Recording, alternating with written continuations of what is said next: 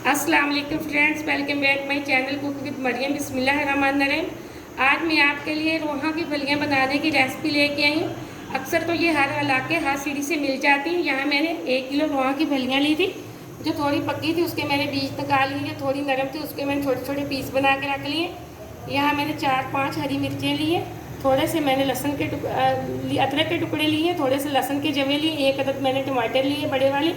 यहाँ मैंने एक बड़े साइज़ की प्याज ली है जिसको बारीक बारीक चॉप करके मैंने रख लिया है। यहाँ 1 बड़ी चम्मच मैंने लाल मिर्च पाउडर की ली है, आधी चम्मच छोटी मैंने हल्दी पाउडर की ली है, 1 छोटी चम्मच मैंने यहाँ नमक की ली है, 1 छोटी चम्मच मैंने पीसे हुए गरम मसाला धनिया पाउडर की ली है।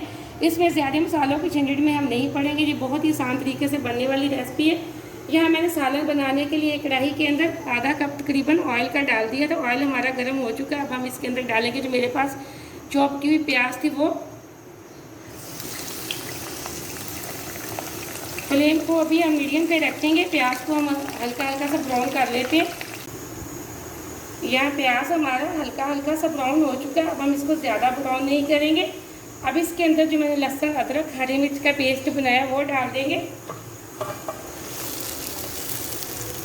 और जब को हम अच्छे से साफ़ कर लेंगे।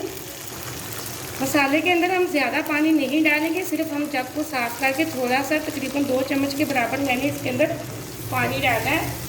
अब इसको प्याज को अंदर अच्छे से मिक्स कर लेती हूँ। अब हम इसके अंदर डालेंगे लाल मिर्च पाउडर। अब हम डालेंगे लाल मिर्च पाउडर, इसी के साथ में डाल दूँगी हल्दी पाउडर, नमक, और इसको मसाले के अंदर करेंगे अच्छे से मिक्स और ढक्कन लगा के तकरीबन हम मीडियम फ्लेम पे इसको 3 से 4 मिनट के लिए छोड़ देंगे ताकि जो हमारा प्याज है वो अच्छे से गल जाए। यहाँ तकरीबन मसाले को दम पे रखे हुए 5 मिनट हो चुके हैं। अब हम इसको देख लेते हैं। बिस्मिल्लाहिर्रहमानिर्रहीम। ये देखिए माशाल्लाह से एकदम से हमारा प्याज अच्छे से गल चुका है। अब हम इसके अंदर डाल देंगे जो मेरे पास रोहा की फलियाँ थी वो। अब हम इसकी अच्छे से कर लेंगे भुनाई। एक तो हमारे मसाले की भी अच्छे से भुनाई हो जाएगी और हमारे रोहा की फलियाँ इनकी भी अच्छे से भुनाई हो जाएगी। अब हम इसकी उस वक्त तक भुनाई करेंगे जब तक इसके अंदर से ऑयल ना निकल आए।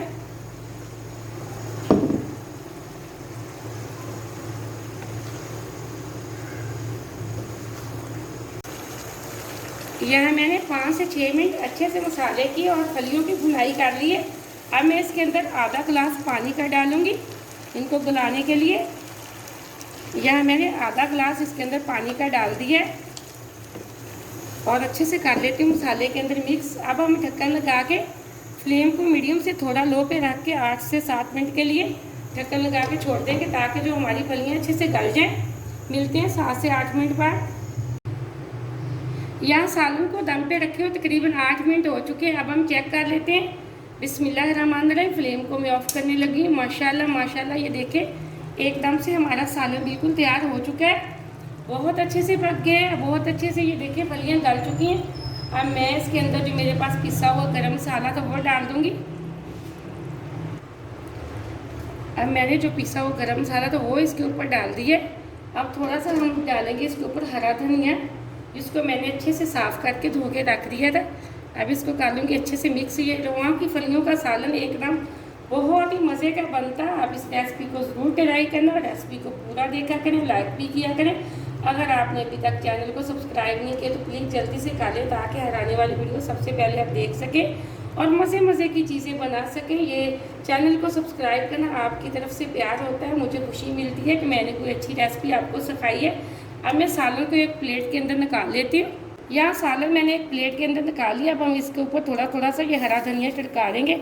ये सालन बहुत ही मज़े का बना। आप इस रेसिपी को ज़रूर ट्राई करना। मुझे अगली रेसिपी के लिए इजाज़त दें। अल्लाह हाफिज़।